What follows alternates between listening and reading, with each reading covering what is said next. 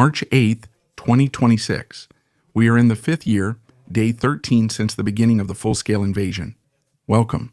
I greet you to the Situation Report. In today's report, we see a strong Ukrainian attack right in the provincial capital Donetsk, the buildup of Russian air defenses, especially around Putin's villa, mutual attacks at the front, and much more. But before that, I always get a list from YouTube of the most active members, viewers, and so on. Subscribers in general, and now take a look at this honorable man among many others from the Albu crew. Without counting this video that you are watching right now, I have uploaded 1,162 videos over the years. And some of you comment very diligently every day, like the video, and especially hype it up, and that's a good thing. Everyone helps out a lot with such contributions, whether it's a free subscription, a paid membership, or any other interaction here on this channel. But now please take a look at Rudiger Feldman, who, with an incredible, and now hold on, 11,521 comments on this channel, is the absolute frontrunner. That's mathematically almost 10 comments for every video I've uploaded. And I've also taken a few samples here, and I find him under every video without exception. So, praise and recognition at this point. I think there's someone who's limited. The Warning Tactics Medal is definitely included, which I'd like to award here. Please feel free to write to me via my email or on Discord, then I can send it to you. Great community here, I can only repeat that as always. Check out the bigger YouTubers. They're always attacking each other in comments, backstabbing, or acting like fanboys. But here, as always, it's very balanced, neutral, and very courteous. Keep it up. Thank you very much for that. New satellite images suggest that Russia has significantly expanded its air defense network in the hinterland over the past 12 months.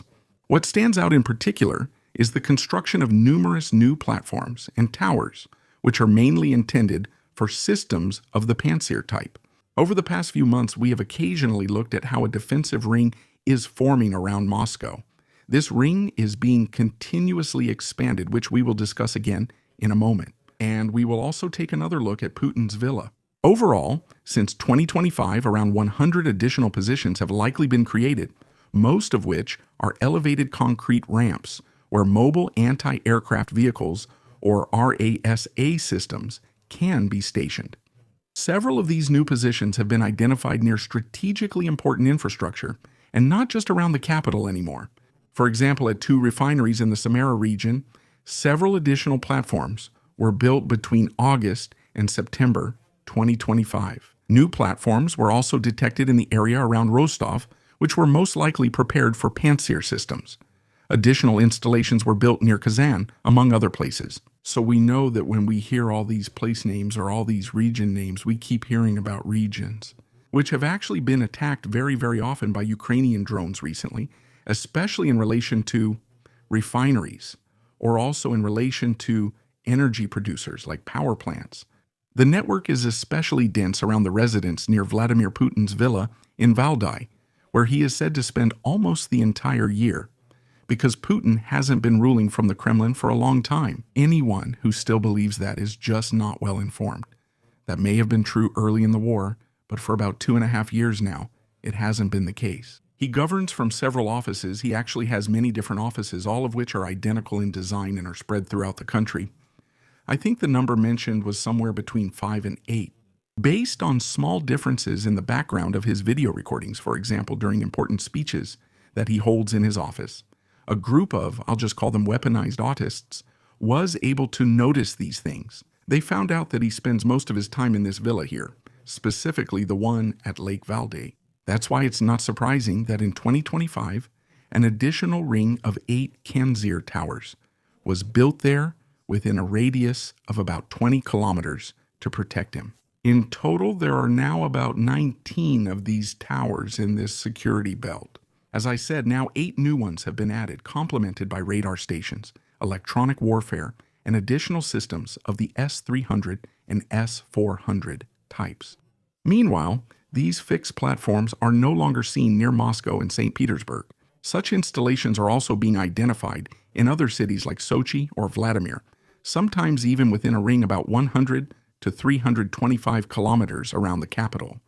It is also noticeable that many of the new positions have been deliberately built near important energy facilities, such as large substations or other critical infrastructure in the region, like Rostov, Saryoskyl, or Bryansk.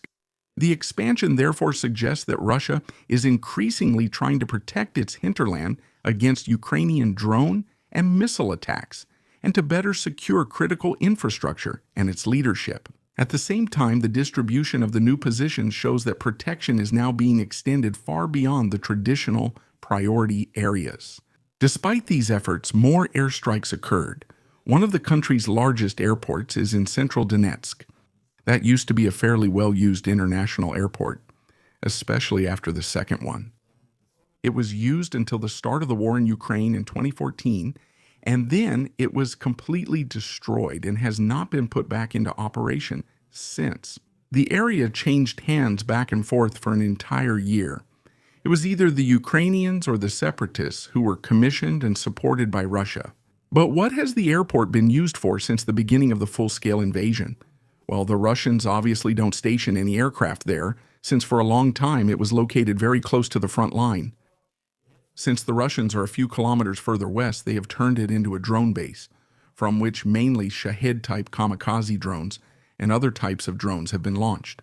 Ukrainian forces have apparently attacked the drone base at the occupied airport and, according to Ukrainian sources, completely destroyed it. Attack-AMs and Storm Shadow missiles were reportedly used in the operation. Sculpt cruise missiles were reportedly used, which is very interesting because, to our knowledge, the stock of Attack-AMs missiles should be almost completely depleted. So either they are about to run out, or they haven't announced another delivery. Or, as the last option, they actually have more than we thought. Nevertheless, this is a rare occurrence in this area because, as I said, the last major attack like this, especially with Attack-AMs, was many months ago.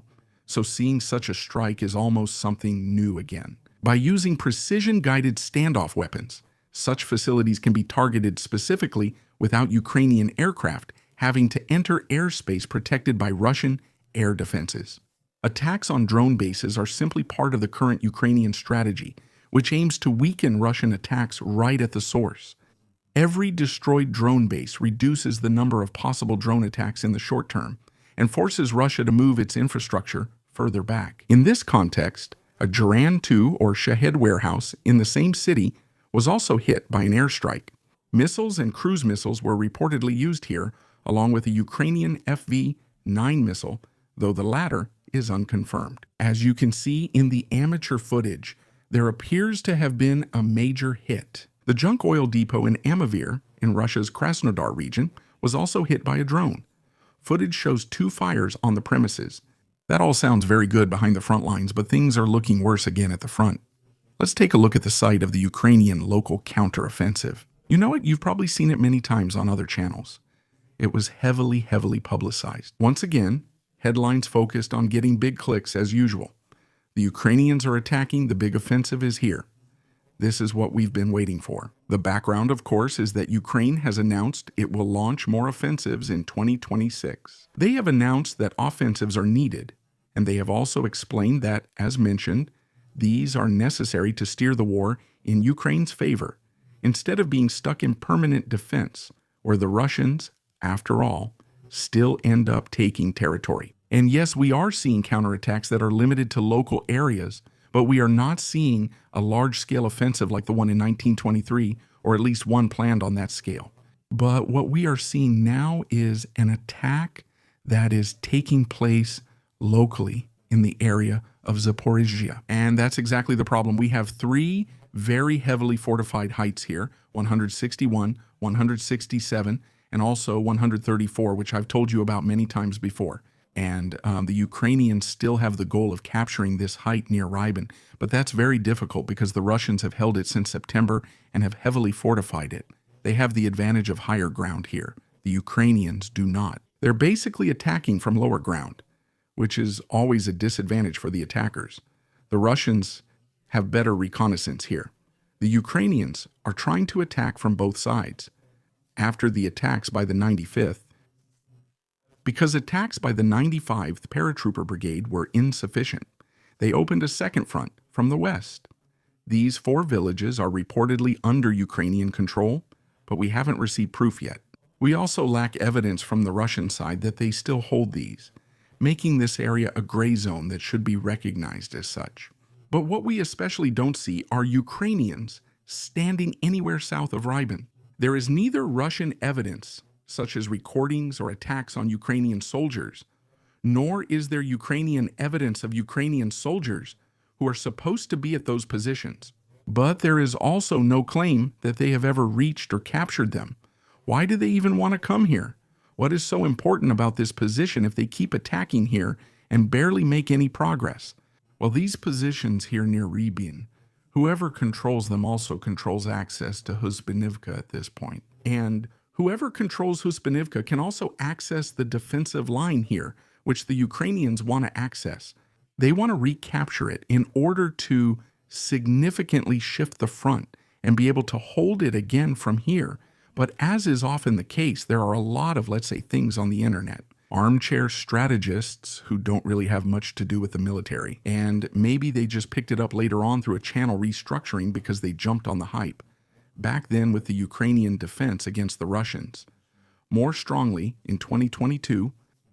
Nevertheless, they have quite a large reach and a lot of subscribers, and they can also put out such reports.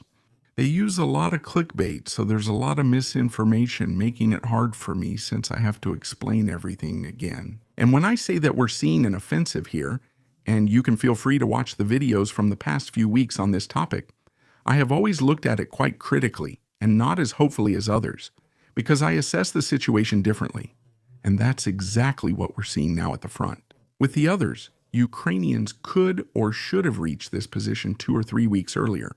It was a highly publicized offensive, but I asked again to wait a little longer. What we have seen so far, and what we can confirm, is the liberation of the villages near the former front line.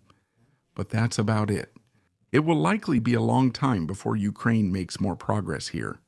We see few attacks, little offensive action, and no new equipment arriving. Each day the Ukrainians delay advancing, the Russians strengthen their units in this area, making it even harder for Ukrainians to move forward. This cycle continues, and here, Ukraine is simply losing combat strength as they take so much time. And I don't think that the 4 brigades, or rather 3 brigades that are being deployed here, would be enough to break through the Russian defenses at this point, and to break through significantly enough to actually be able to hold positions further in the hinterland. I told you that a few weeks ago when we looked at the area for the first time, and I still stand by that assessment. So as I said, we do see some impressive strikes into the Russian hinterland or occupied territories, which will of course have an effect, but what we see on the front map are recaptures. On the contrary, the fighting continues, especially a bit further south near Hydiapol at this point. That might be the neighboring sector. Here, the Russians are still attacking. They are still attempting to break through the Ukrainian defensive line, but making little progress, similar to the Ukrainians a few kilometers northeast. Now they are also trying to advance further trickier. Here is this place, which is still occupied by the Russians, namely Herka. The Ukrainians have not managed to push them back. But I also don't see any attacks from the Ukrainian side here. And here, to recapture the place, it's quite the opposite. The Ukrainians are once again relying on defense from the higher ground, because here is another hilly landscape, just like up here at elevation 153, which is also being held very well by the Ukrainians. But what we are seeing instead are Russian attacks, especially here along the T08/14 road.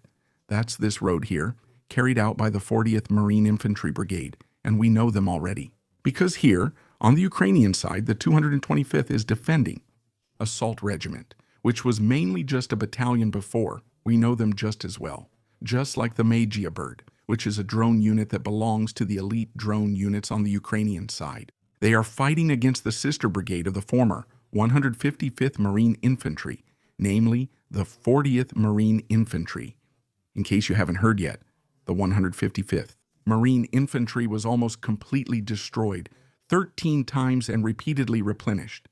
The Russians then turned it into the 55th Marine Infantry Division, which is why we haven't heard anything about this so-called unlucky brigade for several weeks.